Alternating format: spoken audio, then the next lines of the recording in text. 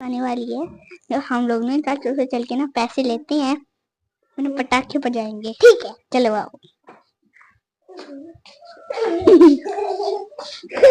चाचू हम पैसे देना किस चीज के लिए? पटाखों के लिए। क्यों? बस शबरात आने वाली है, बाकी बच्चे पटाखे बजाते हैं, हम लोगों ने ले लिए। शबरात वाले दिन पटाखे नहीं बजाया करते।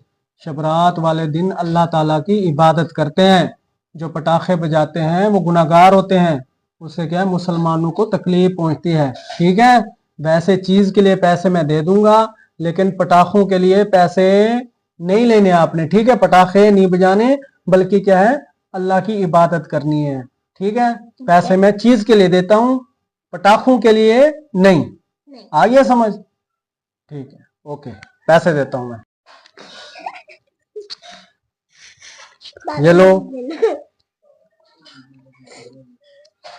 ये लो। मुझे नहीं। पटाखे नहीं लेने, इसकी चीज खानी है। ठीक है, चलो जाओ, शाबाश।